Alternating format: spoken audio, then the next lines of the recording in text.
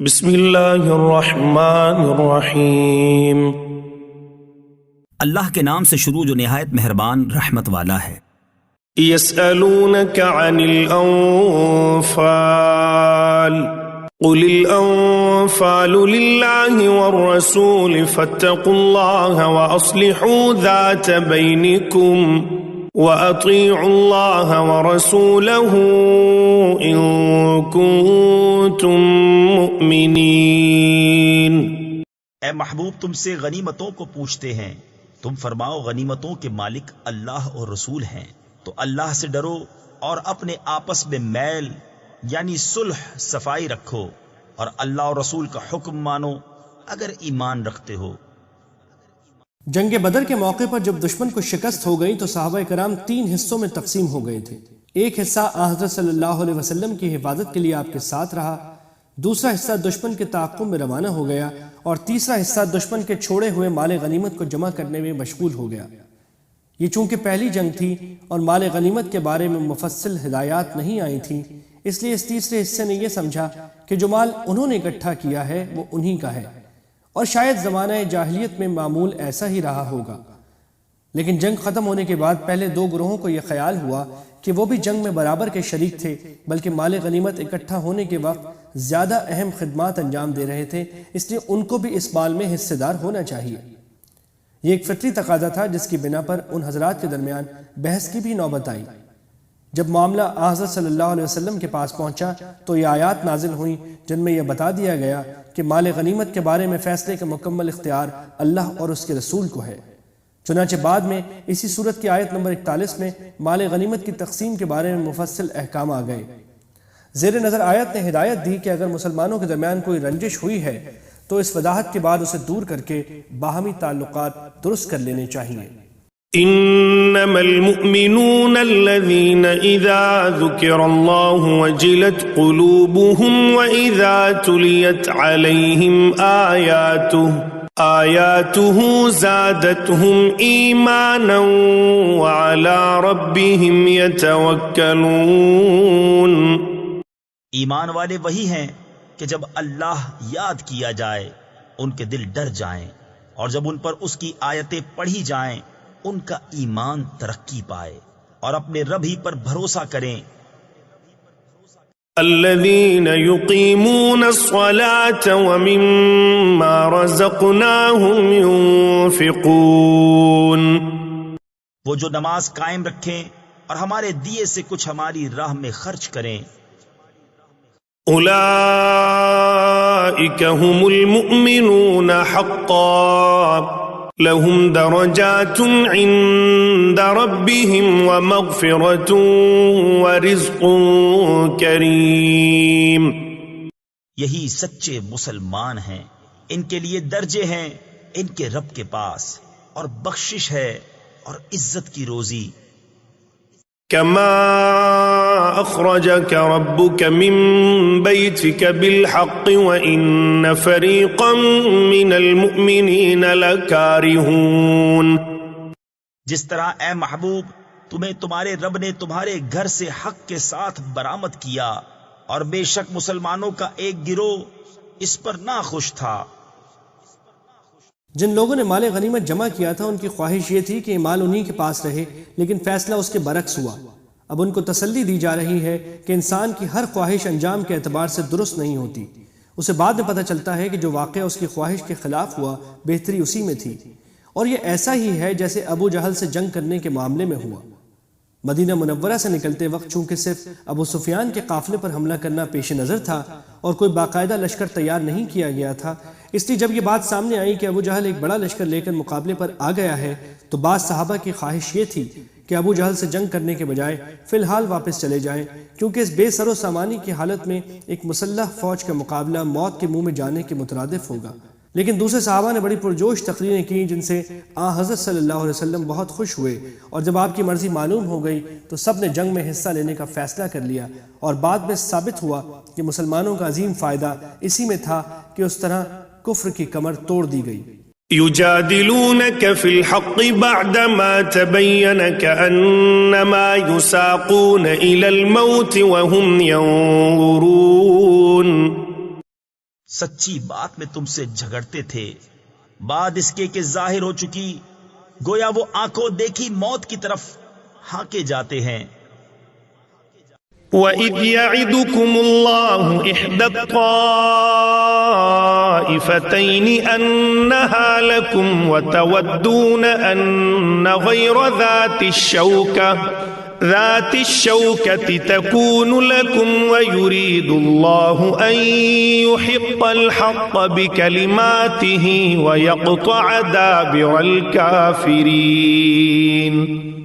اور یاد کرو جب اللہ نے تمہیں وعدہ دیا تھا کہ ان دونوں گروہوں میں ایک تمہارے لیے ہے، اور تم یہ چاہتے تھے کہ تمہیں وہ ملے جس میں کانٹے کا کھٹکا یعنی کسی نقصان کا ڈر نہیں، اور اللہ یہ چاہتا تھا کہ اپنے کلام سے سچ کو سچ کر دکھائے اور کافروں کی جڑ کاٹ دے یعنی ہلاک کر دے۔ اس سے مراد ابو سفیان کا قافلہ ہے اور کانٹے سے مراد خطرہ ہے۔ قافلے میں مسلح افراد کی تعداد کل 40 تھی، لہذا اس پر حملہ کرنے میں کوئی بڑا خطرہ نہیں تھا، لہذا طبعی طور پر اس پر حملہ کرنا آسان تھا۔ لِيُحِقَّ الْحَقَّ وَيُبْطِلَ الْبَاطِلَ وَلَوْ كَرِهَ الْمُجْرِمُونَ، کہ سچ کو سچ کرے اور جھوٹ کو جھوٹا، پڑے برا مانے مجرم۔ إِذْ تَسْتَغِيثُونَ رَبَّكُمْ فَاسْتَجَابَ لَكُمْ أَنِّي مُمِدُّكُمْ بِأَلْفٍ مِّنَ الْمَلَائِكَةِ مُرْدِفِينَ۔ جب تم اپنے رب سے فریاد کرتے تھے تو اس نے تمہاری سن لی کہ میں تمہیں مدد دینے والا ہوں 1000 فرشتوں کی قطار سے۔ وَمَا جَعَلَهُ اللَّهُ إِلَّا بُشْرَى وَلِتَطْمَئِنَّ بِهِ قُلُوبُكُمْ وَمَا النَّصْرُ إِلَّا مِنْ عِنْدِ اللَّهِ إِنَّ اللَّهَ عَزِيزٌ حَكِيمٌ۔ اور یہ تو اللہ نے کیا مگر تمہاری خوشی کو، اور اس لیے کہ تمہارے دل چین پائیں، اور مدد نہیں مگر اللہ کی طرف سے، بے شک اللہ غالب حکمت والا ہے۔ یعنی اللہ تعالیٰ کو مدد کرنے کے لیے فرشتے بھیجنے کی حقیقت میں ضرورت نہیں تھی، نہ فرشتوں میں کوئی ذاتی طاقت ہے کہ وہ مدد کر سکیں۔ مدد تو اللہ تعالیٰ براہ راست بھی کر سکتا تھا، لیکن انسان کی فطرت ہے کہ جس چیز کے اسباب سامنے ہوں اس پر اسے زیادہ اطمینان اور خوشی حاصل ہوتی ہے، اس لیے یہ وعدہ کیا گیا تھا۔ اس آیت نے یہ سبق دیا ہے کہ کسی بھی کام کے جو اسباب بھی اختیار کیے جائیں، ایک مومن کو یہ بات ہر آن سامنے رکھنی چاہیے کہ یہ اسباب اللہ تعالیٰ ہی کے پیدا کیے ہوئے ہیں اور ان میں تاثیر اسی کے حکم سے پیدا ہوتی ہے، لہذا بھروسہ اسباب پر نہیں بلکہ اسی کے فضل و کرم پر کرنا چاہیے۔ إِذْ يُغَشِّيكُمُ النُّعَاسَ أَمَنَةً مِّنْهُ وَيُنَزِّلُ عَلَيْكُم مِّنَ السَّمَاءِ مَاءً لِيُطَهِّرَكُم بِهِ وَيُذْهِبَ عَنكُمْ رِجْزَ الشَّيْطَانِ وَلِيَرْبِطَ عَلَى قُلُوبِكُمْ وَيُثَبِّتَ بِهِ الْأَقْدَامَ۔ جب اس نے تمہیں اونگ سے گھیر دیا تو اس کی طرف سے چین یعنی تسکین تھی، اور آسمان سے تم پر پانی اتارا کہ تمہیں اس سے ستھرا کر دے اور شیطان کی ناپاکی تم سے دور فرما دے، اور تمہارے دلوں کی ڈھارس بندھائے اور اس سے تمہارے قدم جما دے۔ اتنے بڑے لشکر کے ساتھ تقریباً 69 آدمیوں کا مارکہ پیش آنے والا ہو تو گھبراہٹ ایک طبعی امر ہے۔ اللہ تعالیٰ نے اس گھبراہٹ کا علاج یہ فرمایا کہ صحابہ پر نیند طاری کر دی، جس کی ایک تاثیر یہ ہوتی ہے کہ اس سے گھبراہٹ دور ہوتی ہے۔ چنانچہ وہ جنگ سے پہلی رات جی بھر کر سوئے، جس سے وہ تازہ دم ہو گئے۔ نیز جنگ کے دوران بھی ان پر وقفے وقفے سے اونگ طاری ہوتی رہی، جس سے انہیں سکون ملتا رہا۔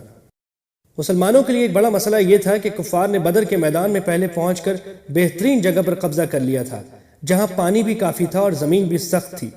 مسلمانوں کو جو جگہ ملی وہ ریتلی جگہ تھی جس پر پاؤں جمتے نہیں تھے اور نقل و حرکت میں دشواری پیش آتی تھی، اور وہاں پانی بھی نہیں تھا۔ تھوڑا بہت پانی ایک حوض بنا کر اس میں جمع کیا گیا تھا جو جلد ہی ختم ہونے لگا۔ اللہ تعالیٰ نے دونوں مسئلوں کے حل کے لیے بارش برسا دی، جس سے ریت بھی جم گئی اور قدم بھی جمنے لگے اور پانی کا بھی اچھا ذخیرہ جمع ہو گیا۔ گندگی سے یہاں مراد وسوسے ہیں جو ایسے مواقع پر جب اتنے بڑے دشمن کا مقابلہ ہو آیا ہی کرتے ہیں۔ إذ يوحي ربك إلى الملائكة أني معكم فثبتوا الذين آمنوا سألقي في قلوب الذين كفروا الرعب فاضربوا فوق الأعناق واضربوا منهم كل بنان. جب اے محبوب تمہارا رب فرشتوں کو وحی بھیجتا تھا کہ میں تمہارے ساتھ ہوں، تم مسلمانوں کو ثابت رکھو، ان قریب میں کافروں کے دلوں میں ہیبت ڈالوں گا، تو کافروں کی گردنوں سے اوپر مارو اور ان کی ایک ایک پور یعنی جوڑ پر ضرب لگاؤ. ذلك بأنهم شاقوا الله ورسوله ومن يشاقق الله ورسوله فإن الله شديد العقاب. یہ اس لیے کہ انہوں نے اللہ اور اس کے رسول سے مخالفت کی، اور جو اللہ اور اس کے رسول سے مخالفت کرے تو بے شک اللہ کا عذاب سخت ہے. ذلكم فذوقوه وأن للكافرين عذاب النار. یہ تو چکھو، اور اس کے ساتھ یہ ہے کہ کافروں کو آگ کا عذاب ہے.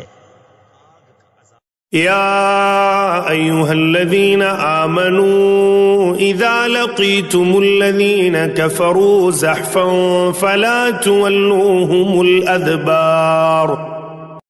اے ایمان والو، جب کافروں کے لام یعنی لشکر سے تمہارا مقابلہ ہو تو انہیں پیٹھ نہ دو. ومن يولهم يومئذ دبره إلا متحرفا لقتال أو متحيزا إلى فئة فقد باء بغضب من الله ومأواه جهنم وبئس المصير.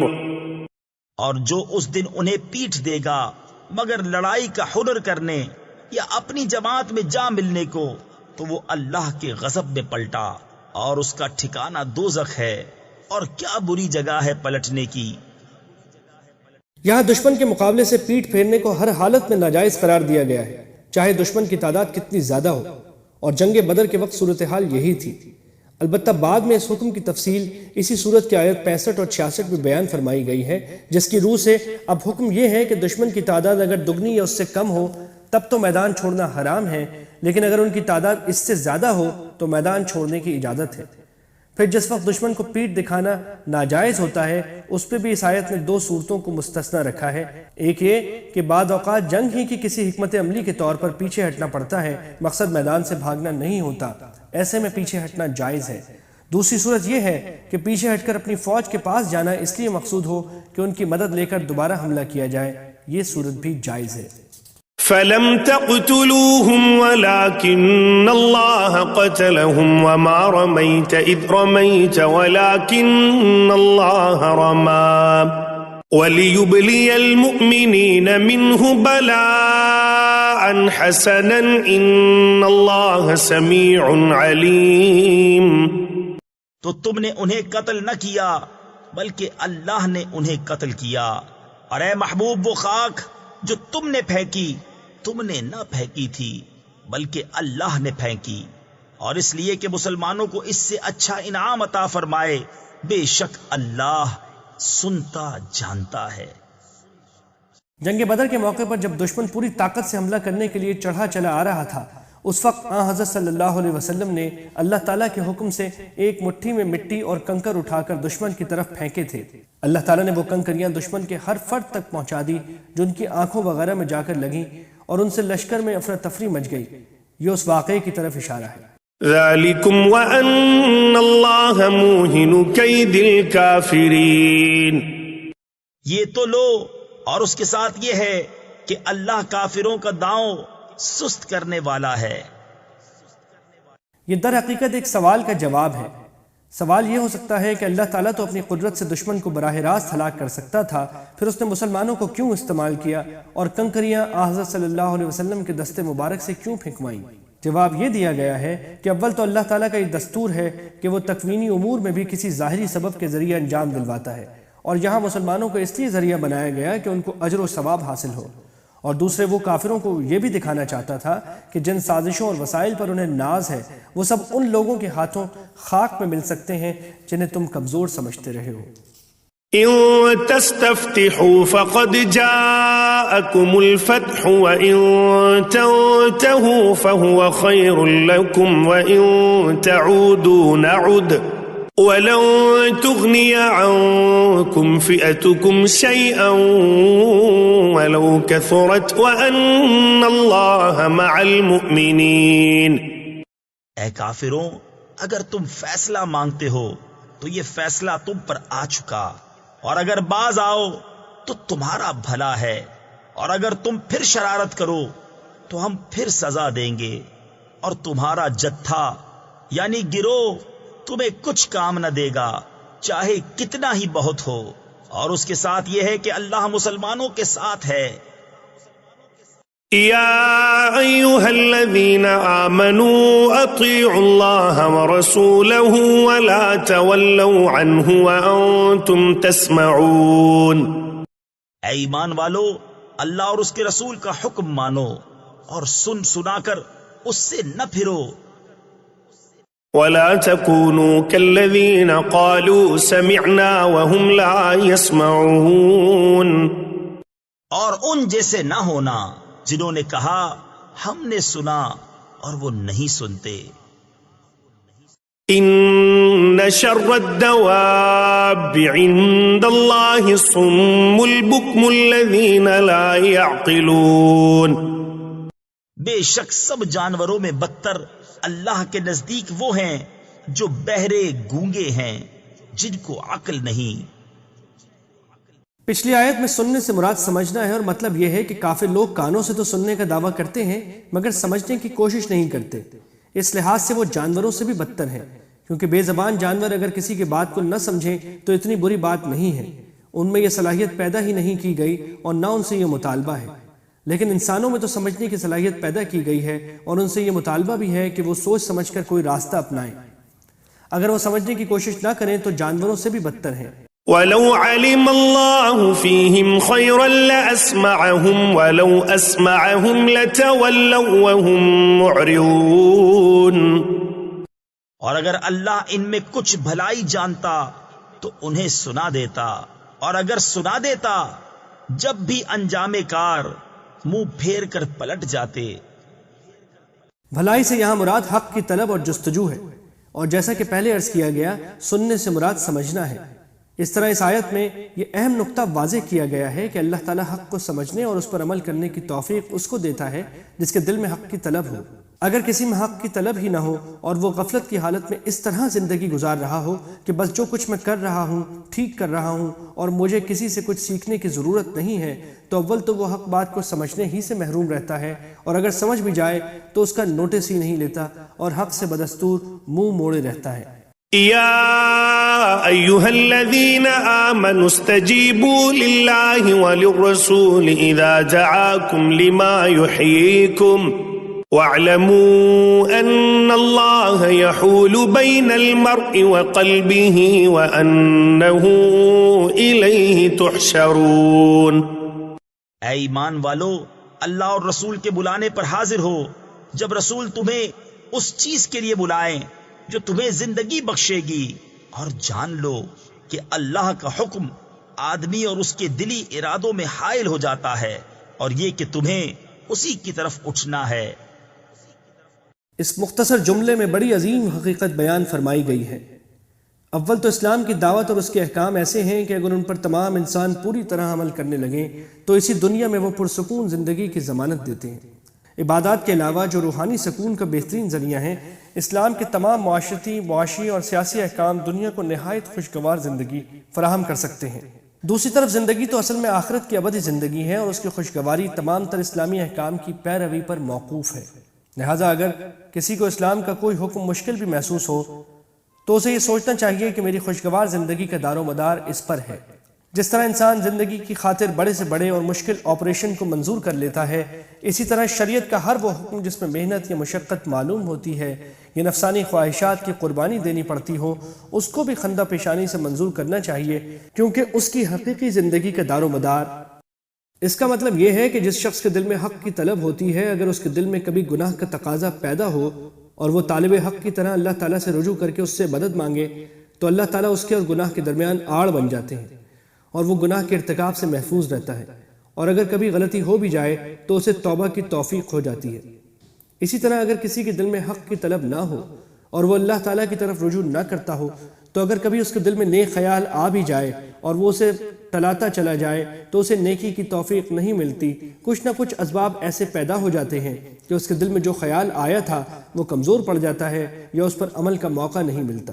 اسی لیے بزرگوں نے فرمایا ہے کہ جب کسی نیکی کا خیال آئے تو اسے فوراً کر گزرنا چاہیے، ٹالنا خطرناک ہے۔ واتقوا فتنة لا تصيبن الذين ظلموا منكم خاصة واعلموا أن الله شديد العقاب۔ اور اس فتنہ سے ڈرتے رہو جو ہرگز تم میں خاص ظالموں ہی کو نہ پہنچے گا، اور جان لو کہ اللہ کا عذاب سخت ہے۔ اس آیت کریمہ میں ایک اور اہم حکم بیان فرمایا گیا ہے، اور وہ یہ کہ ایک مسلمان کی ذمہ داری صرف یہ نہیں ہے کہ وہ اپنی ذات کی حد تک شریعت پر عمل کر لے، اس کی ذمہ داری یہ بھی ہے کہ اگر معاشرے میں کوئی برائی پھیل رہی ہو تو اپنی طاقت کی حد تک اس کو روکنے کی کوشش کرے۔ اگر لوگ اپنے اس فریضے میں کوتاہی کریں اور اس برائی کا کوئی وبال آئے تو وہ وبال صرف ان لوگوں کی حد تک محدود نہیں رہے گا جو اس برائی میں براہ راست ملوث تھے، بلکہ جو لوگ اس برائی کا خود تو ارتکاب نہیں کر رہے تھے مگر دوسروں کو اس سے روکتے بھی نہیں تھے، وہ بھی اس وبال کا شکار ہوں گے۔ واذكروا إذ أنتم قليل مستضعفون في الأرض تخافون أن يتخطفكم الناس فآواكم وأيدكم بنصره ورزقكم من الطيبات لعلكم تشكرون۔ اور یاد کرو جب تم تھوڑے تھے، ملک میں دبے ہوئے، ڈرتے تھے کہ کہیں لوگ تمہیں اچک نہ لے جائیں، تو اس نے تمہیں جگہ دی اور اپنی مدد سے زور دیا اور ستھری چیزیں تمہیں روزی دی کہ کہیں تم احسان مانو۔ يا أيها الذين آمنوا لا تخونوا الله والرسول وتخونوا أماناتكم وأنتم تعلمون۔ اے ایمان والو، اللہ اور رسول سے دغا نہ کرو ورنہ اپنی امانتوں میں دانستہ خیانت۔ واعلموا انما اموالكم واولادكم فتنة وان الله عنده اجر عظيم۔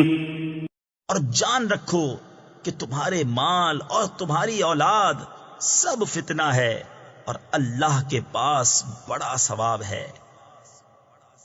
مال اور اولاد کی محبت تو انسان کی گھٹی میں پڑی ہوئی ہے، اور معقول حد تک ہو تو بری بھی نہیں ہے، لیکن آزمائش یہ ہے کہ یہ محبت اللہ تعالیٰ کی نافرمانی پر تو آمادہ نہیں کر رہی ہے۔ اگر اللہ تعالیٰ کی فرما برداری کے ساتھ یہ محبت ہوگی تو نہ صرف جائز بلکہ باعث ثواب ہے، لیکن اگر وہ نافرمانی تک لے جائیں تو ایک وبال ہے۔ اللہ تعالیٰ ہر مسلمان کی اس سے حفاظت فرمائے، آمین۔ يا أيها الذين آمنوا إن تتقوا الله يجعل لكم فرقانا ويكفر عنكم سيئاتكم ويغفر لكم والله ذو الفضل العظيم۔ اے ایمان والو، اگر اللہ سے ڈرو گے تو تمہیں وہ دے گا جس سے حق کو باطل سے جدا کر لو، اور تمہاری برائیاں اتار دے گا اور تمہیں بخش دے گا، اور اللہ بڑے فضل والا ہے۔ تقوی کی یہ خاصیت ہے کہ وہ انسان کو ایسی سمجھ عطا کر دیتا ہے جو حق اور ناحق میں تمیز کرنے کی اہلیت رکھتی ہے، اور گناہ کی خاصیت یہ ہے کہ وہ انسان کی عقل خراب کر دیتا ہے، جس سے وہ اچھے کو برا اور برے کو اچھا سمجھنے لگتا ہے۔ وَإِذْ يَمْكُرُ بِكَ الَّذِينَ كَفَرُوا لِيُثْبِتُوكَ أَوْ يَقْتُلُوكَ أَوْ يُخْرِجُوكَ وَيَمْكُرُونَ وَيَمْكُرُ اللَّهُ وَاللَّهُ خَيْرُ الْمَاكِرِينَ۔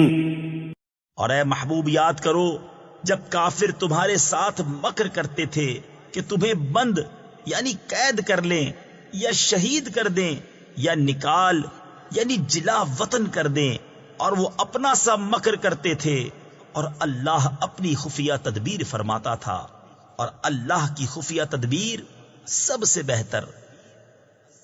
یہ آیت حضرت صلی اللہ علیہ وسلم کی ہجرت کے واقعے کی طرف اشارہ کر رہی ہے۔ کفار مکہ نے جب یہ دیکھا کہ اسلام تیزی سے پھیل رہا ہے اور مدینہ منورہ میں بڑی تعداد مسلمان ہو چکی ہے، تو انہوں نے ایک مجلس مشاورت منعقد کی، اس میں مختلف تجویزیں پیش کی گئی۔ یہ آیت ان تمام تجویزوں کا ذکر کر رہی ہے، یعنی گرفتاری، قتل اور جلا وطنی۔ آخر میں فیصلہ یہ ہوا تھا کہ مختلف قبیلوں سے ایک ایک نوجوان لے کر سب یکبار کی آپ صلی اللہ علیہ وسلم پر حملہ آور ہوں۔ اللہ تعالیٰ نے یہ ساری باتیں حضرت صلی اللہ علیہ وسلم کو وحی کے ذریعے بتا دیں اور ہجرت کا حکم دے دیا۔ آپ کے گھر کا محاصرہ ہو چکا تھا، مگر آپ وہاں سے اللہ تعالیٰ کی قدرت سے اس طرح نکل آئے کہ وہ آپ کو دیکھ نہیں سکے۔ تفصیلی واقعہ سیرت کی کتابوں میں موجود ہے اور معارف القرآن میں بھی اس آیت کے تحت بیان ہوا ہے۔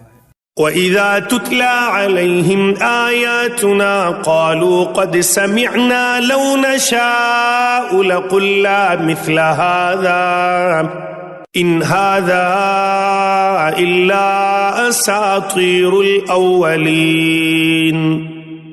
اور جب ان پر ہماری آیتیں پڑھی جائیں تو کہتے ہیں، ہاں ہم نے سنا، ہم چاہتے تو ایسی ہم بھی کہہ دیتے، یہ تو نہیں مگر اگلوں کے قصے۔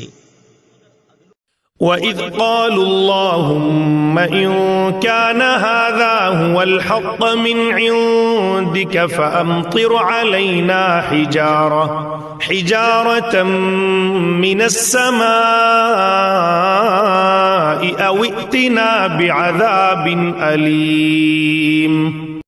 اور جب بولے کہ اے اللہ، اگر یہی یعنی قرآن تیری طرف سے حق ہے تو ہم پر آسمان سے پتھر برسا یا کوئی دردناک عذاب ہم پر لا۔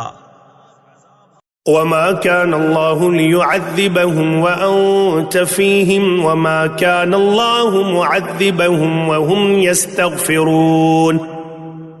اور اللہ کا کام نہیں کہ انہیں عذاب کرے جب تک اے محبوب تم ان میں تشریف فرما ہو، اور اللہ انہیں عذاب کرنے والا نہیں جب تک وہ بخشش مانگ رہے ہیں۔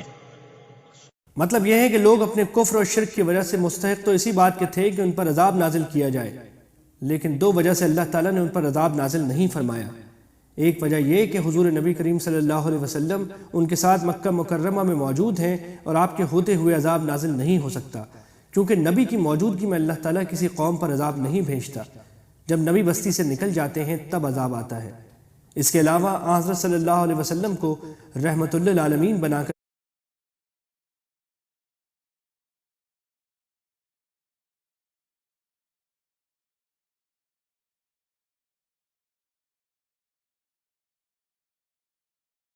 بھیجا گیا ہے، اس لیے آپ کی برکت سے عذاب عام اس امت پر نہیں آئے گا۔ اور دوسری وجہ یہ ہے کہ مکہ مکرمہ میں بہت سے مسلمان استغفار کرتے رہتے ہیں، ان کے استغفار کی برکت سے عذاب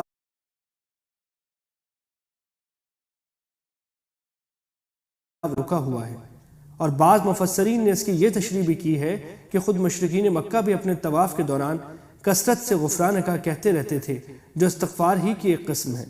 اگرچہ کفر و شرک کے ساتھ یہ استغفار آخرت کے عذاب کو دور کرنے کے لیے تو کافی نہیں تھا، لیکن اللہ تعالیٰ کافروں کی نیکیوں کا بدلہ اسی دنیا میں دے دیتے ہیں، اس لیے ان کے استغفار کا یہ اثر ہے کہ ان پر دنیا میں کوئی اس طرح کا عذاب عام نازل نہیں ہوا جیسے عاد و سمود وغیرہ پر آیا تھا۔ وَمَا لَهُمْ أَلَّا يُعَذِّبَهُمُ اللَّهُ وَهُمْ يَصُدُّونَ عَنِ الْمَسْجِدِ الْحَرَامِ وَمَا كَانُوا أَوْلِيَاءَهُ إِنْ أَوْلِيَاؤُهُ إِلَّا الْمُتَّقُونَ وَلَكِنَّ أَكْثَرَهُمْ لَا يَعْلَمُونَ۔ اور انہیں کیا ہے کہ اللہ انہیں عذاب نہ کرے، وہ تو مسجد حرام سے روک رہے ہیں، اور وہ اس کے اہل نہیں، اس کے اولیاء تو پرہیزگار ہی ہیں، مگر ان میں اکثر کو علم نہیں۔ یعنی اگرچہ مذکورہ بالا دو وجہ سے ان پر دنیا میں کوئی عام عذاب تو نہیں آیا، مگر اس کا یہ مطلب نہیں ہے کہ یہ لوگ عذاب کے مستحق نہیں ہیں۔ واقعہ یہ ہے کہ کفر و شرک کے علاوہ ان کی خرابی یہ ہے کہ یہ مسلمانوں کو مسجد حرام میں عبادت کرنے سے روکتے ہیں، جیسا کہ حضرت سعد بن معاذ رضی اللہ تعالی عنہ کے واقعے میں پیچھے گزر چکا ہے۔ لہٰذا جب حضرت صلی اللہ علیہ وسلم اور دوسرے صحابہ مکہ مکرمہ سے نکل جائیں گے تو ان پر جزوی عذاب آئے گا، جو بعد میں فتح مکہ کی صورت میں سامنے آیا، اور پھر آخرت میں ان کو مکمل عذاب ہوگا۔ وما كان صلاتهم عند البيت إلا مكاء وتصدية فذوقوا العذاب بما كنتم تكفرون۔ اور کعبہ کے پاس ان کی نماز نہیں مگر سیٹی اور تالی، تو اب عذاب چکھو بدلہ اپنے کفر کا۔ ان الذين كفروا ينفقون اموالهم ليصدوا عن سبيل الله فسينفقونها ثم تكون عليهم حسرة ثم يغلبون والذين كفروا الى جهنم يحشرون۔ بے شک کافر اپنے مال خرچ کرتے ہیں کہ اللہ کی راہ سے روکیں، تو اب انہیں خرچ کریں گے، پھر وہ ان پر پچھتاوا ہوں گے، پھر مغلوب کر دیے جائیں گے، اور کافروں کا حشر جہنم کی طرف ہوگا۔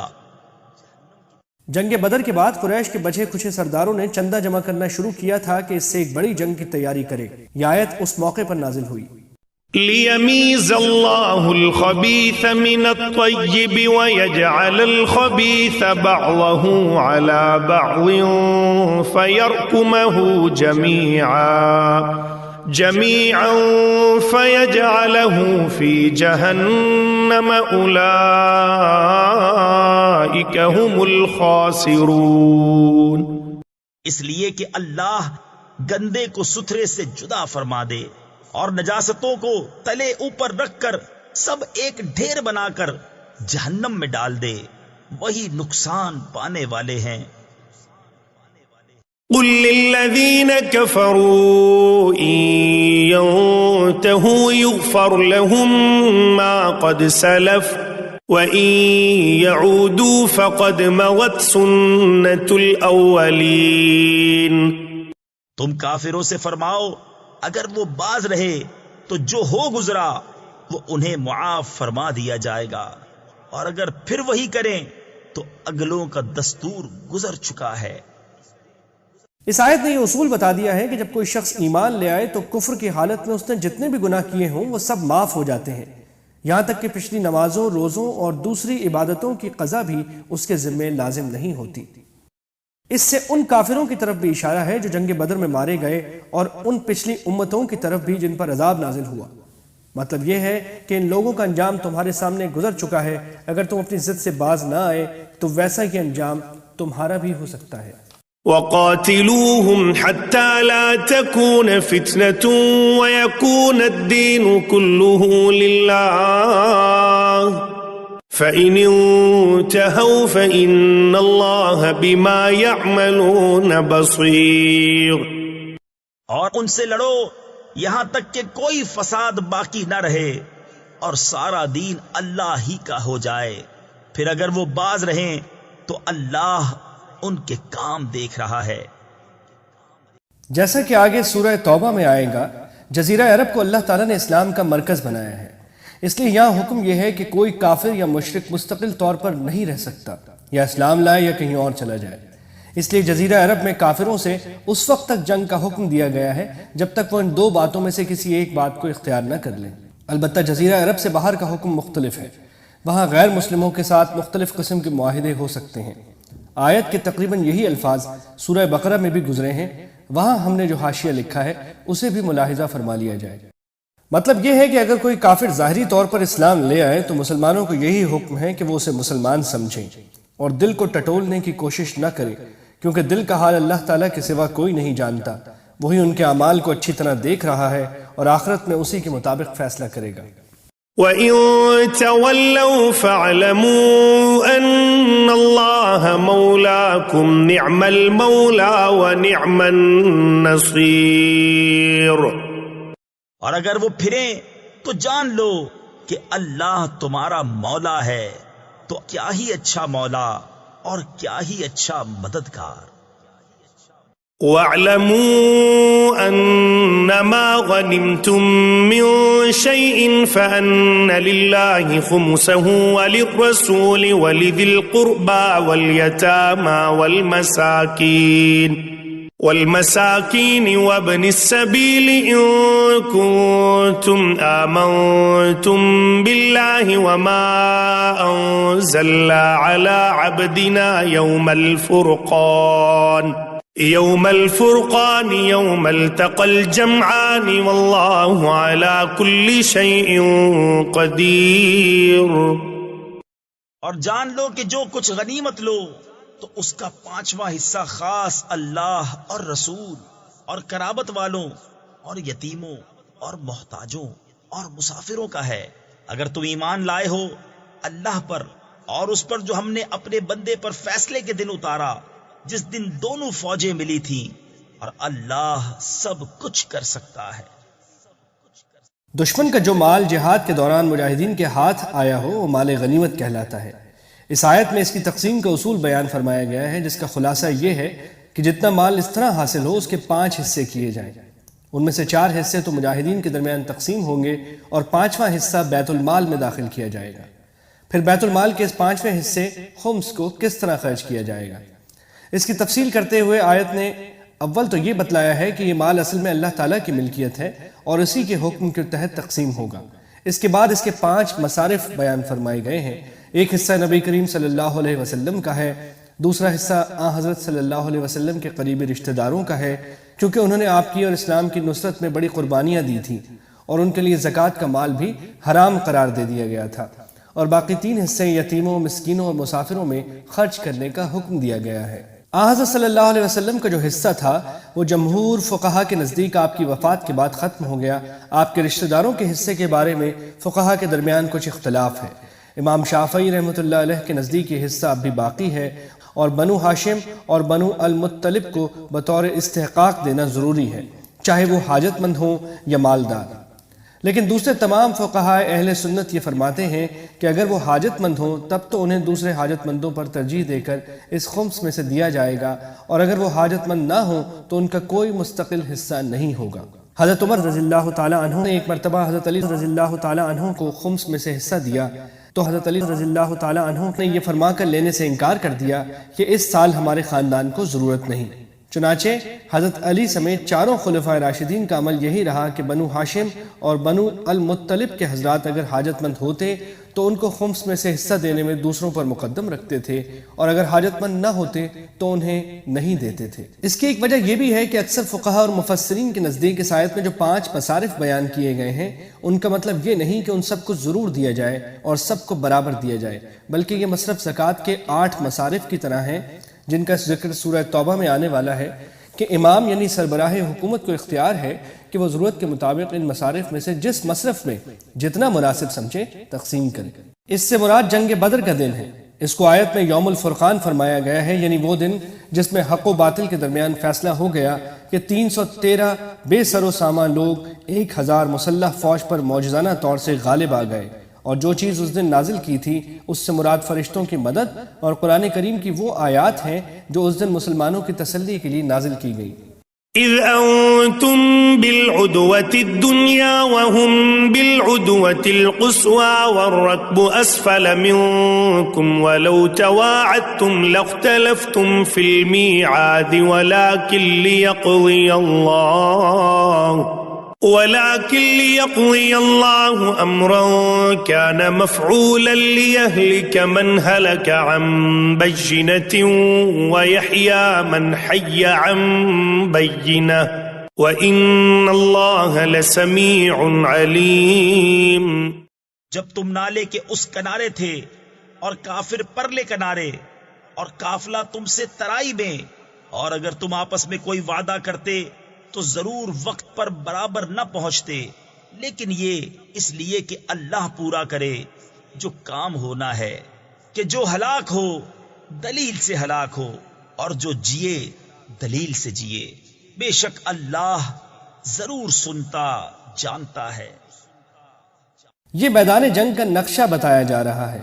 بدر ایک وادی کا نام ہے، اس کا وہ کنارہ جو مدینہ منورہ سے قریب تر ہے اس پر مسلمانوں کا لشکر فروکش تھا، اور جو کنارہ مدینہ منورہ سے نسبتاً دور ہے اس پر کفار کا لشکر تھا، اور قافلے سے مراد ابو سفیان کا قافلہ ہے جو اس وادی کے نیچے کی جانب ساحل سمندر کی طرف بچ کر نکل گیا تھا۔ تفسیر اس سورت کے شروع میں بیان ہو چکی ہے۔ مطلب یہ ہے کہ اللہ تعالیٰ نے اسباب ایسے پیدا فرما دیے کہ کفار مکہ سے باقاعدہ جنگ ٹھن گئی، ورنہ اگر دونوں فریق پہلے سے جنگ کے لیے کوئی وقت طے کرنا چاہتے تو اختلاف ہو جاتا۔ مسلمان چونکہ بے سر و ساماں تھے اس لیے باقاعدہ جنگ سے کتراتے، اور مشرکین کے دلوں پر بھی آن حضرت صلی اللہ علیہ وسلم کی ہیبت تھی، اس لیے وہ بھی خواہش کے باوجود جنگ کو ٹالنا چاہتے۔ لیکن جب انہیں اپنا تجارتی قافلہ خطرے میں نظر آیا تو ان کے پاس جنگ کے سوا کوئی چارہ نہ رہا، اور مسلمانوں کے سامنے جب لشکر آ ہی گیا تو وہ بھی لڑنے پر مجبور ہو گئے۔ اللہ تعالیٰ فرما رہے ہیں کہ اسباب ہم نے اس لیے پیدا کیے کہ ایک مرتبہ فیصلہ کن معرکہ ہو جائے اور اللہ تعالیٰ کی عطا فرمائی ہوئی فتح و نصرت سے حضرت صلی اللہ علیہ وسلم کی حقانیت کھل کر سامنے آ جائے۔ اس کے بعد بھی اگر کوئی شخص کفر کر کے بربادی کا راستہ اختیار کرے تو اللہ تعالیٰ کی طرف سے دلیل کے واضح ہونے کے بعد اختیار کرے، اور جو شخص اسلام لا کر باعزت زندگی اختیار کرے وہ بھی اس واضح دلیل کی روشنی میں کرے۔ إذ يريكهم الله في منامك قليلا ولو أراكهم كثيرا لفشلتم ولتنازعتم في الأمر ولكن الله سلم إنه عليم بذات الصدور۔ جبکہ اے محبوب اللہ تمہیں کافروں کو تمہاری خواب میں تھوڑا دکھاتا تھا، اور اے مسلمانوں اگر وہ تمہیں بہت کر کے دکھاتا تو ضرور تم بزدلی کرتے اور معاملے میں جھگڑا ڈالتے، مگر اللہ نے بچا لیا، بے شک وہ دلوں کی بات جانتا ہے۔ جنگ شروع ہونے سے پہلے جب ابھی تک مسلمانوں کو یہ پتہ نہیں چلا تھا کہ حملہ آور کافروں کی تعداد کتنی ہے، حضرت صلی اللہ علیہ وسلم کو خواب میں کافروں کے لشکر کو کم کر کے دکھایا گیا۔ آپ نے وہ خواب صحابہ کرام سے بیان فرمایا جس سے ان کے حوصلے بلند ہوئے۔ امام راضی رحمۃ اللہ علیہ فرماتے ہیں کہ نبی کا خواب چونکہ واقعے کے خلاف نہیں ہو سکتا اس لیے بظاہر آپ کو لشکر کا ایک حصہ دکھایا گیا تھا، آپ نے اسی حصے کے بارے میں لوگوں کو بتایا کہ وہ تھوڑے لوگ ہیں۔ اور بعض حضرات نے یہ بھی فرمایا ہے کہ خواب میں جو چیز دکھائی جاتی ہے وہ عالم مثال سے تعلق رکھتی ہے، عین وہ چیز مراد نہیں ہوتی جو خواب میں نظر آ رہی ہو، اسی لیے خواب میں تعبیر کی ضرورت پڑتی ہے۔ لہذا خواب میں سارے لشکر کی تعداد اگرچہ واقعی کم دکھائی گئی لیکن اس کمی کی اصل تعبیر یہ تھی کہ یہ سارا لشکر بے حیثیت ہے۔ حضرت صلی اللہ علیہ وسلم کو اس تعبیر کا علم تھا، اور آپ نے یہ خواب صحابہ کے سامنے اس لیے بیان فرمایا تاکہ ان کے حوصلے بڑھ جائیں۔ وَإِذْ يُرِيكُمُوهُمْ إِذِ الْتَقَيْتُمْ فِي أَعْيُنِكُمْ قَلِيلًا وَيُقَلِّلُكُمْ فِي أَعْيُنِهِمْ لِيَقْضِيَ اللَّهُ أَمْرًا كَانَ مَفْعُولًا وَإِلَى اللَّهِ تُرْجَعُ الْأُمُورُ۔ اور جب لڑتے وقت تمہیں کافر تھوڑے کر کے دکھائے اور تمہیں ان کی نگاہوں میں تھوڑا کیا کہ اللہ پورا کرے جو کام ہونا ہے، اور اللہ کی طرف سب کاموں کی رجوع ہے۔ یہ اس خواب کے علاوہ بیداری کا واقعہ ہے جو عین اس وقت پیش آیا جب دونوں لشکر آمنے سامنے آ گئے۔ اس وقت اللہ تعالیٰ نے مسلمانوں پر کچھ ایسی کیفیت طاری فرما دی کہ کفار کا وہ لشکر جرار ان کو بہت معمولی محسوس ہوا۔ يا أيها الذين آمنوا إذا لقيتم فئة فاثبتوا واذكروا الله كثيرا لعلكم تفلحون۔ اے ایمان والو، جب کسی فوج سے تمہارا مقابلہ ہو تو ثابت قدم رہو اور اللہ کی یاد بہت کرو کہ تم مراد کو پہنچو۔ وَأَطِيعُوا اللَّهَ وَرَسُولَهُ وَلَا تَنَازَعُوا فَتَفْشَلُوا وَتَذْهَبَ رِيحُكُمْ وَاصْبِرُوا إِنَّ اللَّهَ مَعَ الصَّابِرِينَ۔ اور اللہ اور اس کے رسول کا حکم مانو اور آپس میں جھگڑو نہیں، کہ پھر بزدلی کرو گے اور تمہاری بندی ہوئی ہوا جاتی رہے گی، اور صبر کرو، بے شک اللہ صبر والوں کے ساتھ ہے۔ ولا تكونوا كالذين خرجوا من ديارهم بطرا ورئاء الناس ويصدون عن سبيل الله والله بما يعملون محيط۔ اور ان جیسے نہ ہونا جو اپنے گھر سے نکلے اتراتے اور لوگوں کو دکھانے کو اور اللہ کی راہ سے روکتے، اور ان کے سب کام اللہ کے قابو میں ہیں۔ اس سے مراد کفار قریش کا وہ لشکر ہے جو جنگ بدر کے موقع پر بڑا اکڑتا اتراتا اور اپنی شان و شوکت کا مظاہرہ کرتے ہوئے نکلا تھا۔ سبق یہ دینا ہے کہ جنگی طاقت کتنی بھی ہو اس پر بھروسہ کر کے تکبر میں مبتلا نہیں ہونا چاہیے، بلکہ بھروسہ صرف اللہ تعالیٰ پر رکھنا چاہیے۔ مطلب غالباً یہ ہے کہ بعض مرتبہ ایک شخص بظاہر اخلاص سے کام کرتا نظر آتا ہے لیکن اس کی نیت دکھاوے کی ہوتی ہے، یا اس کے برعکس بعض مرتبہ کسی شخص کا انداز بظاہر دکھاوے کا ہوتا ہے، جیسے دشمن کو مروب کرنے کے لیے کبھی طاقت کا مظاہرہ بھی کرنا پڑتا ہے، لیکن وہ اخلاص کے ساتھ بھروسہ اللہ ہی پر کرتا ہے۔ چونکہ اللہ تعالیٰ کو تمام اعمال کی اصل حقیقت کا پورا علم ہے، اس لیے وہ ان کی جزا یا سزا کا فیصلہ اپنے اسی علم محیط کی بنیاد پر فرمائے گا، محض ظاہری حالت کی بنیاد پر نہیں۔ واللہ سبحانہ وعلم۔ وَإِذْ زَيَّنَ لَهُمُ الشَّيْطَانُ أَعْمَالَهُمْ وَقَالَ لَا غَالِبَ لَكُمُ الْيَوْمَ مِنَ النَّاسِ وَإِنِّي جَارٌ لَكُمْ فَلَمَّا تَرَاءَتِ الْفِئَتَانِ نَكَصَ عَلَى عَقِبَيْهِ وَقَالَ إِنِّي بَرِيءٌ مِّنكُمْ إِنِّي أَرَى مَا لَا تَرَوْنَ إِنِّي أَخَافُ اللَّهَ وَاللَّهُ شَدِيدُ الْعِقَابِ۔ اور جبکہ شیطان نے ان کی نگاہ میں ان کے کام بھلے کر دکھائے اور بولا آج تم پر کوئی شخص غالب آنے والا نہیں اور تم میری پناہ میں ہو، تو جب دونوں لشکر آمنے سامنے ہوئے الٹے پاؤں بھاگا اور بولا میں تم سے الگ ہوں، میں وہ دیکھتا ہوں جو تمہیں نظر نہیں آتا، میں اللہ سے ڈرتا ہوں اور اللہ کا عذاب سخت ہے۔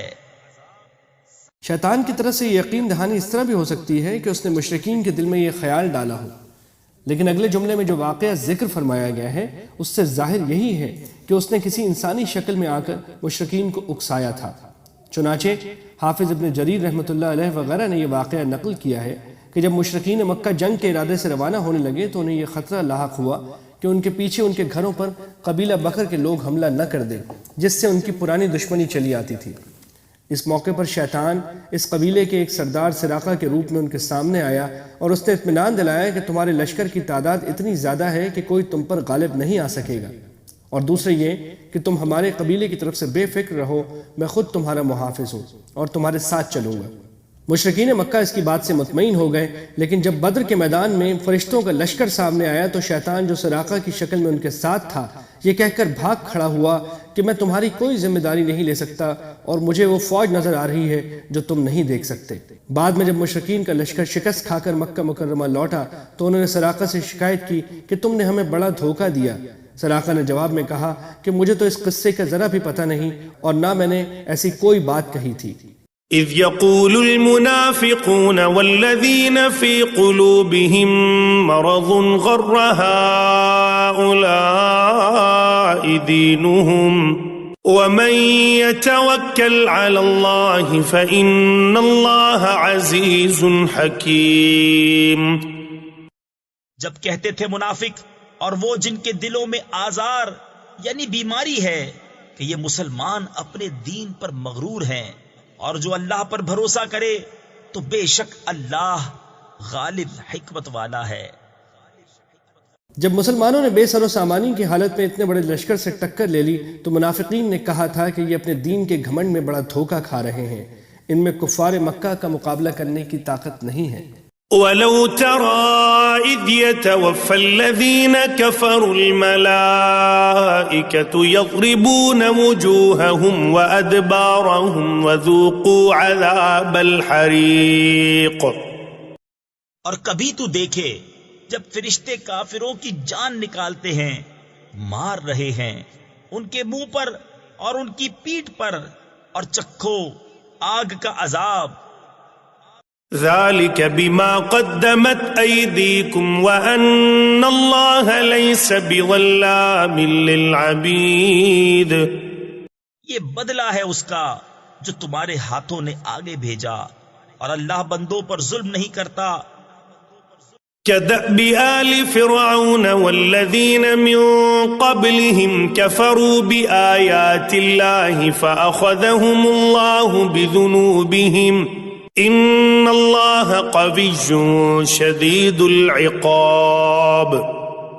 جیسے فرعون والوں اور ان سے اگلوں کا دستور، وہ اللہ کی آیتوں سے منکر ہوئے تو اللہ نے انہیں ان کے گناہوں پر پکڑا، بے شک اللہ قوت والا، سخت عذاب والا ہے۔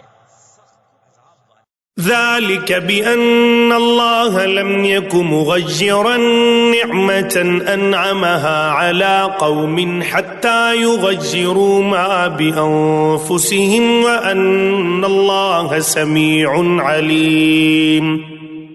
یہ اس لیے کہ اللہ کسی قوم سے جو نعمت انہیں دی تھی بدلتا نہیں جب تک وہ خود نہ بدل جائیں، اور بے شک اللہ سنتا جانتا ہے۔ یعنی اللہ تعالیٰ اپنی نعمتوں کو عذاب سے اسی وقت بدلتا ہے جب کوئی قوم اپنی حالت کو خود بدل لیتی ہے۔ کفار مکہ کو اللہ تعالیٰ نے ہر قسم کی نعمتیں عطا فرمائی تھی، جن میں سب سے بڑی نعمت یہ تھی کہ آن حضرت صلی اللہ علیہ وسلم کو انہی کے درمیان مبعوث کیا گیا۔ اگر وہ سخت ضد سے کام لینے کے بجائے حق طلبی اور انصاف سے کام لیتے تو ان کے لیے اسلام قبول کرنا کچھ مشکل نہیں تھا، لیکن انہوں نے اس نعمت کی ناشکری کر کے اور ضد سے کام لے کر اپنی حالت کو بدل لیا، اور ہٹ دھرمی کی وجہ سے اسلام قبول کرنے کو اپنے وقار کا مسئلہ بنا لیا، جس سے حق کو قبول کرنا ان کے لیے مشکل ہو گیا۔ جب انہوں نے اپنی حالت اس طرح بدل لی تو اللہ تعالیٰ نے بھی اپنی نعمتوں کو عذاب سے تبدیل کر دیا۔ كدأب آل فرعون والذين من قبلهم كذبوا بآيات ربهم فأهلكناهم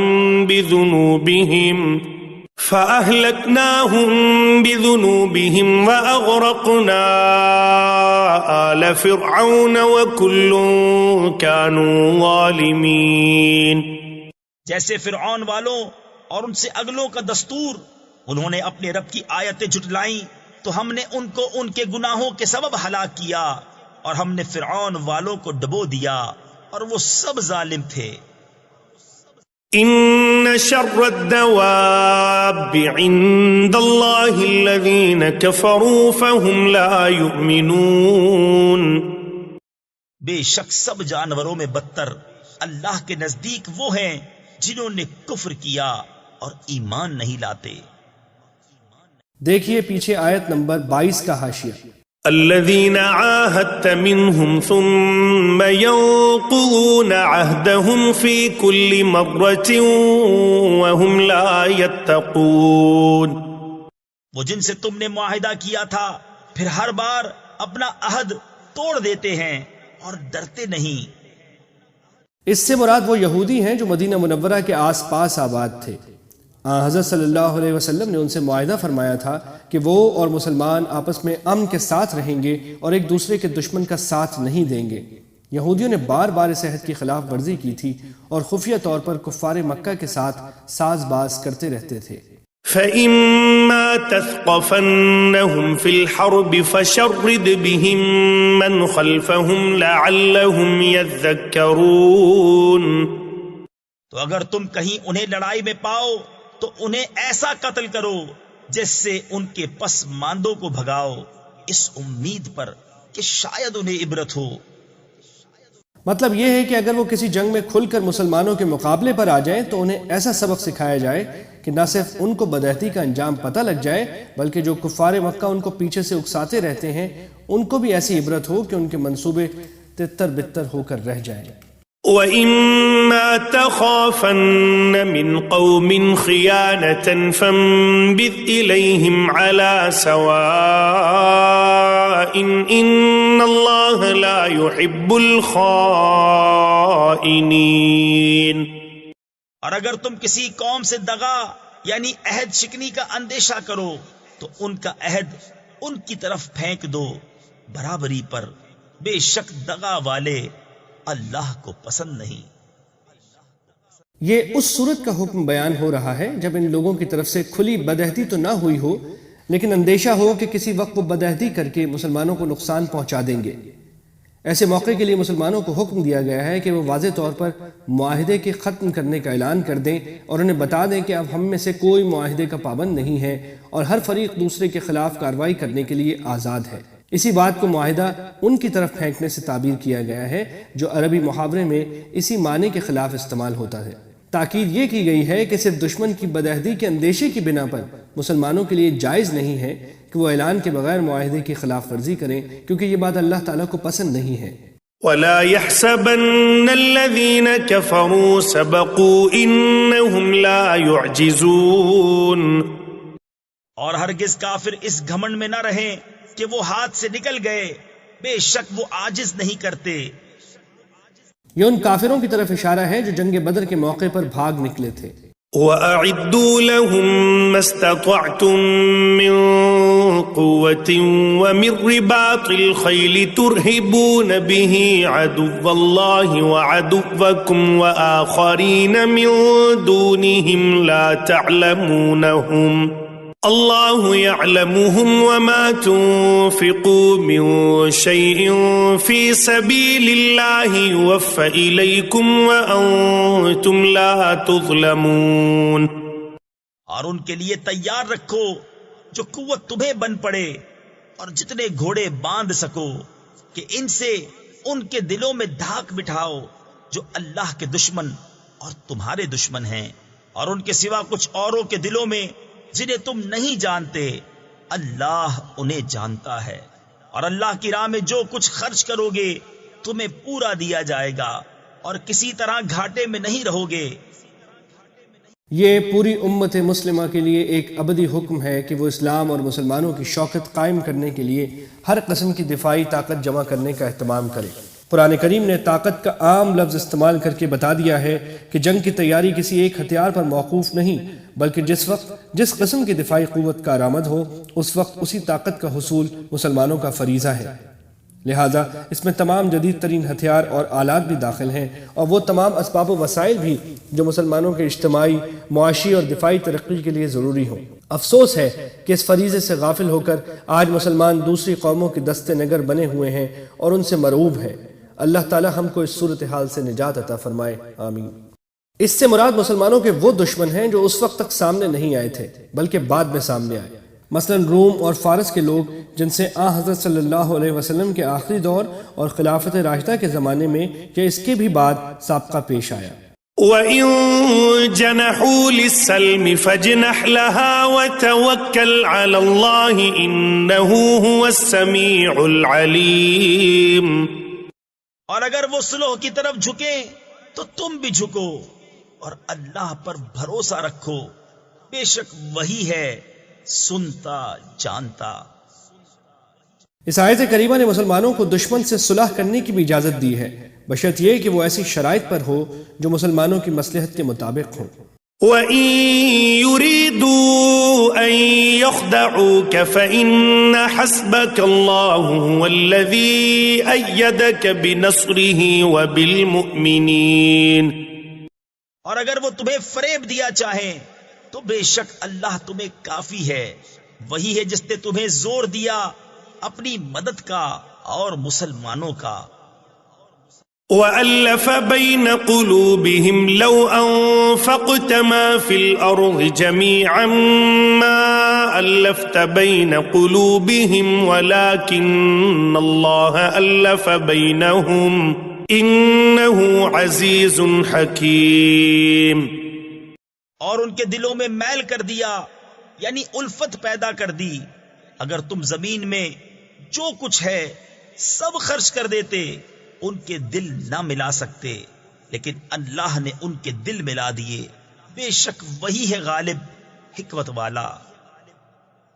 یا ایھا النبی حسبک اللہ ومن اتبعک من المؤمنین، اے غیب کی خبریں بتانے والے نبی، اللہ تمہیں کافی ہے، اور یہ جتنے مسلمان تمہارے پیرو ہوئے۔ يا أيها النبي حرض المؤمنين على القتال إن يكن منكم 20 صابرون يغلبوا 200 وإن يكن منكم 100 يغلبوا 1000 من الذين كفروا بأنهم قوم لا يفقهون۔ اے غیب کی خبریں بتانے والے نبی، مسلمانوں کو جہاد کی ترغیب دو۔ اگر تم میں کے 20 صبر والے ہوں گے 200 پر غالب ہوں گے، اور اگر تم میں کے 100 ہوں تو کافروں کے 1000 پر غالب آئیں گے، اس لیے کہ وہ سمجھ نہیں رکھتے۔ چونکہ صحیح سمجھ نہیں رکھتے اس لیے ایمان نہیں لاتے، اور چونکہ ایمان نہیں لاتے اس لیے اللہ تعالیٰ کی غیبی مدد سے محروم رہتے ہیں، اور اپنی 10 گنی زیادہ تعداد کے باوجود مسلمانوں سے مغلوب ہو جاتے ہیں۔ اس آیت نے ضمنی طور پر یہ حکم بھی دے دیا ہے کہ اگر کافروں کی تعداد مسلمانوں سے 10 گنی زیادہ ہو تب بھی مسلمانوں کے لیے مقابلے سے پیچھے ہٹنا جائز نہیں ہے، لیکن اگلی آیت بعد میں نازل ہوئی جس نے اس حکم میں تخفیف کر دی۔ الآن خفف الله عنكم وعلم أن فيكم ضعفا فإن يكن منكم 100 صابرة يغلبوا 200 وإن يكن منكم 1000 يغلبوا 2000 بإذن الله والله مع الصابرين۔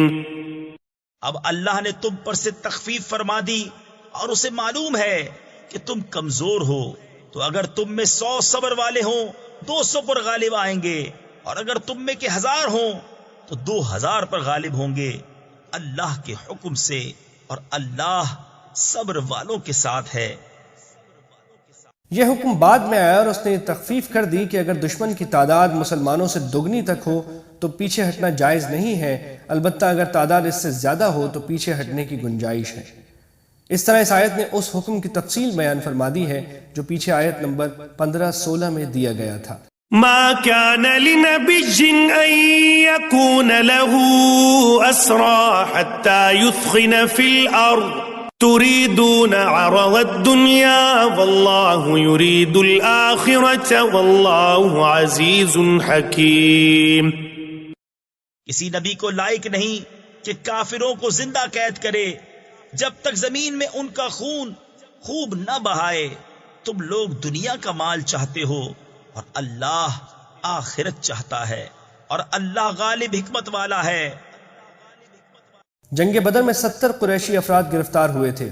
ان لوگوں کو جنگی قیدی کے طور پر مدینہ منورہ لایا گیا تھا۔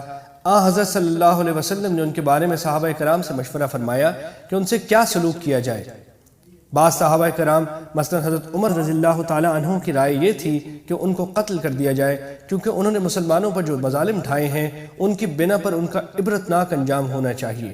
دوسرے حضرات کی رائے یہ تھی کہ ان سے فدیہ لے کر انہیں چھوڑ دیا جائے۔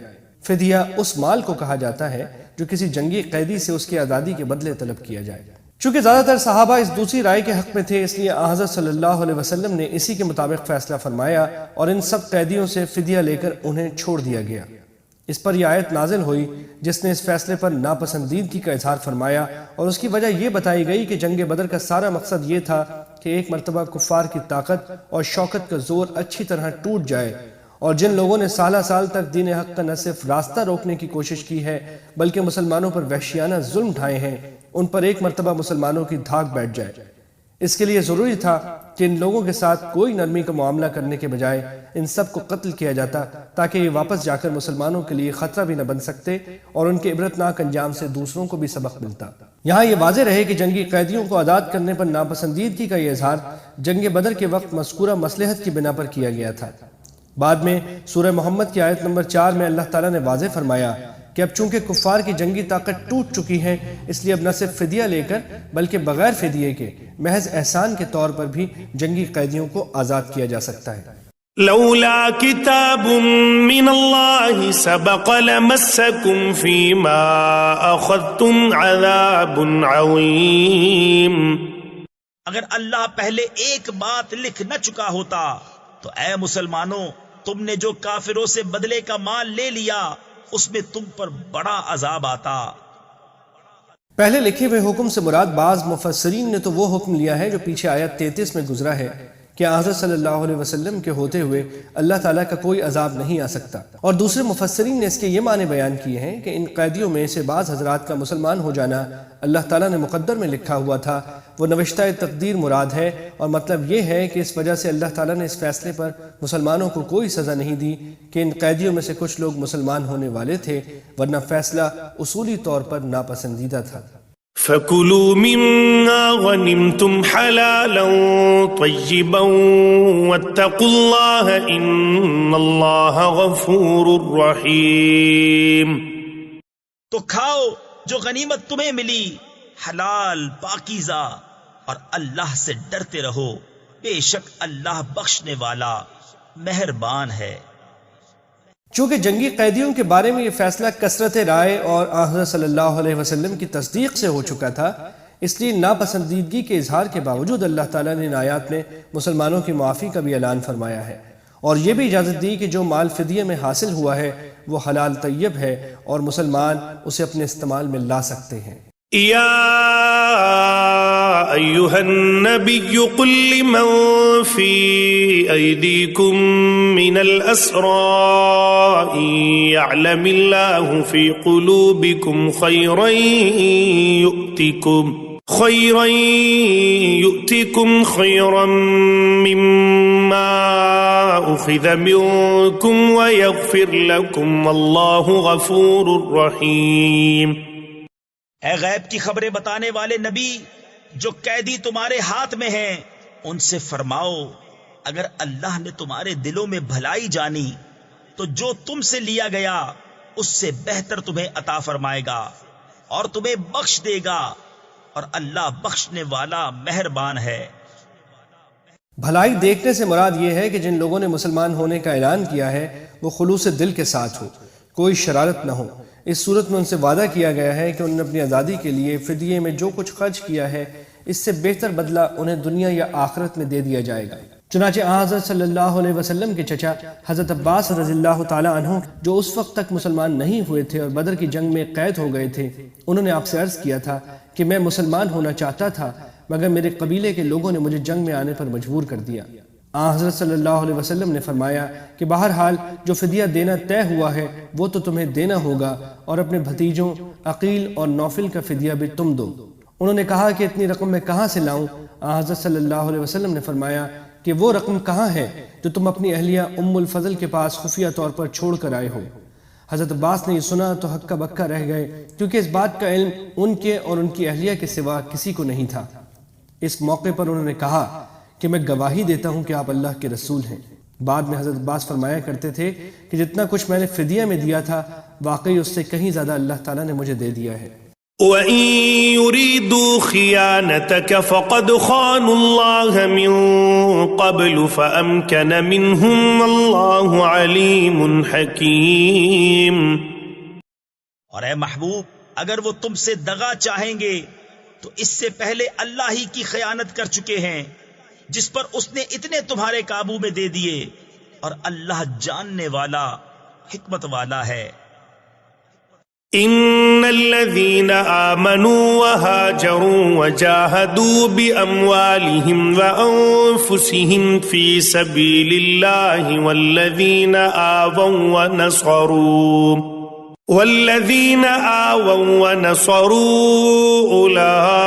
أولئك بعضهم أولياء بعض والذين آمنوا ولم يهاجروا ما لكم من ولايتهم من شيء حتى يهاجروا وإن استنصروكم في الدين فعليكم النصر إلا على قوم بينكم وبينهم ميثاق واللہ بما تعملون بصیر۔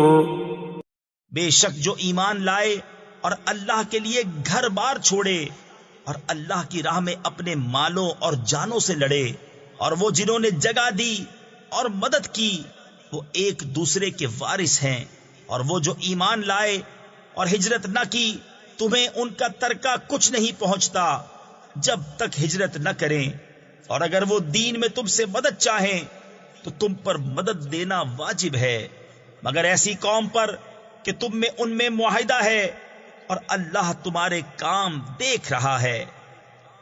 سورہ انفال کی ان آخری آیات میں میراث کے کچھ وہ احکام بیان فرمائے گئے ہیں جو مسلمانوں کی مکہ مکرمہ سے ہجرت کے نتیجے میں پیدا ہوئے تھے۔ اللہ تعالیٰ نے یہ اصول شروع سے طے فرما دیا تھا کہ مسلمان اور کافر آپس میں ایک دوسرے کے وارث نہیں ہو سکتے۔ اب صورتحال یہ تھی کہ جو صحابہ کرام مکہ مکرمہ سے ہجرت کر کے مدینہ منورہ آ گئے تھے، ان میں سے بہت سے ایسے تھے کہ ان کے رشتہ دار جو ان کے وارث ہو سکتے تھے سب مکہ مکرمہ میں رہ گئے تھے۔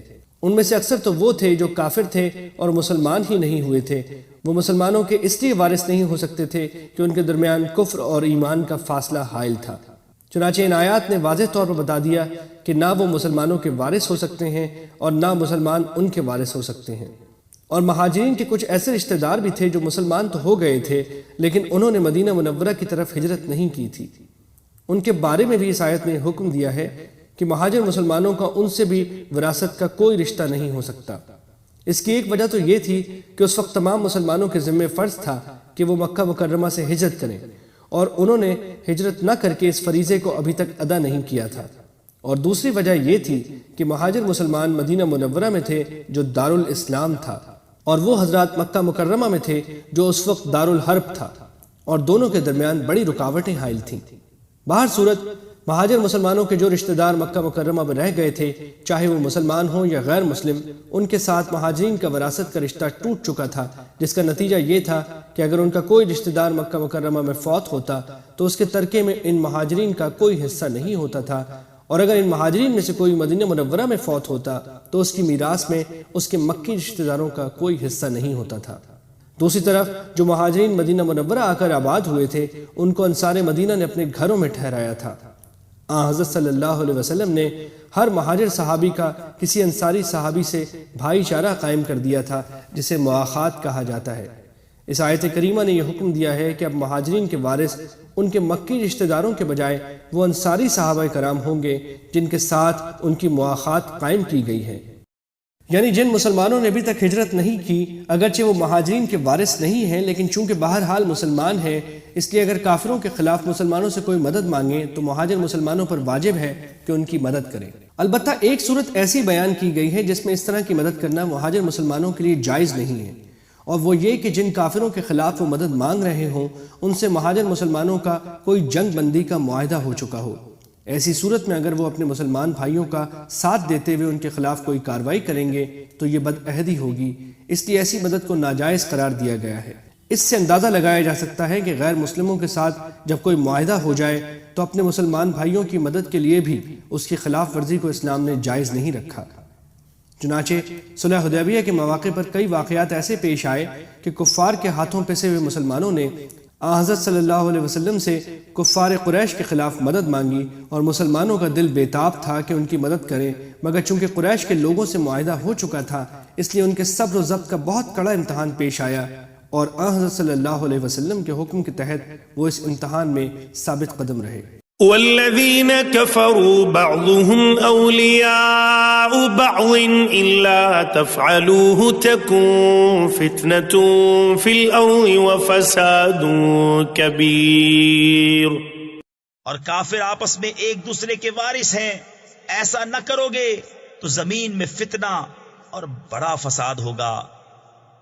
اس جملے کا تعلق ان تمام احکام سے ہے جو ان آیات میں بیان فرمائے گئے ہیں، جن میں میراث کے مذکورہ بالا احکام بھی داخل ہیں اور غیر مہاجر مسلمانوں کی مدد کے احکام بھی۔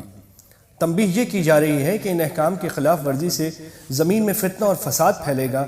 مثلا اگر وہ مسلمان جو کفار کے ہاتھوں ظلم و ستم برداشت کر رہے ہیں ان کی مدد نہ کی جائے تو فساد پھیلنا ظاہر ہے، اور اگر ان کی مدد کی وجہ سے غیر مسلموں کے ساتھ بدعہدی کی جائے تب بھی وہ تمام مصلحتیں پامال ہوں گی جن کی خاطر وہ معاہدہ کیا گیا تھا۔ والذين آمنوا وهاجروا وجاهدوا في سبيل الله والذين آووا ونصروا أولئك هم المؤمنون حقا لهم مغفرة ورزق كريم۔ اور وہ جو ایمان لائے اور ہجرت کی اور اللہ کی راہ میں لڑے اور جنہوں نے جگہ دی اور مدد کی وہی سچے ایمان والے ہیں، ان کے لیے بخشش ہے اور عزت کی روزی۔ یعنی جن مسلمانوں نے ابھی تک ہجرت نہیں کی ہے، اگرچہ وہ مومن بھی ہیں، لیکن ان میں ابھی یہ کسر ہے کہ انہوں نے ہجرت کے حکم پر عمل نہیں کیا۔ دوسری طرف مہاجرین اور انصار میں یہ کسر نہیں ہے، اس لیے وہ صحیح معنی میں مومن کہلانے کے مستحق ہیں۔ والذين آمنوا من بعد وهاجروا وجاهدوا معكم فأولئك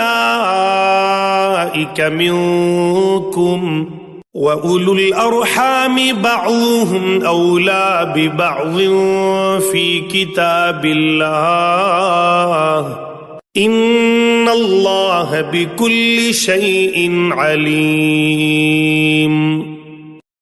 اور جو بات کو ایمان لائے اور ہجرت کی اور تمہارے ساتھ جہاد کیا وہ بھی تمہیں میں سے ہیں، اور رشتہ والے ایک دوسرے سے زیادہ نزدیک ہیں اللہ کی کتاب میں، بے شک اللہ سب کچھ جانتا ہے۔ یہ اس وقت کا ذکر ہے جب وہ مسلمان بھی بالآخر ہجرت کر آئے تھے جنہوں نے شروع میں ہجرت نہیں کی تھی۔ اس آیت نے ان کے بارے میں دو حکم بیان فرمائے ہیں۔ ایک یہ کہ اب انہوں نے چونکہ وہ کسر پوری کر دی جس کی وجہ سے ان کا درجہ مہاجرین اور انصار سے کم تھا، اس لیے وہ بھی ان میں شامل ہو گئے ہیں۔ اور دوسرا حکم یہ کہ اب تک وہ اپنے ان رشتہ داروں کے وارث نہیں ہوتے تھے جو ہجرت کر چکے تھے، اب چونکہ وہ بھی ہجرت کر کے مدینہ منورہ آ گئے ہیں، اس لیے اب ان کے وارث ہونے کی اصل رکاوٹ دور ہو گئی ہے۔ اب وہ اپنے ان مسلمان رشتہ داروں کے وارث ہوں گے جو ان سے پہلے ہجرت کر چکے تھے۔ اس کا لازمی نتیجہ یہ ہے کہ انصاری صحابہ کو ان مہاجرین کا جو وارث بنایا گیا تھا اب وہ حکم منسوخ ہو گیا، کیونکہ وہ ایک عارضی حکم تھا جو اس وجہ سے دیا گیا تھا کہ ان مہاجرین کے رشتہ دار مدینہ منورہ میں موجود نہیں تھے۔ اب چونکہ وہ آ گئے ہیں اس لیے میراث کا اصل حکم کہ وہ قریبی رشتہ داروں میں تقسیم ہوتی ہے واپس آ گیا۔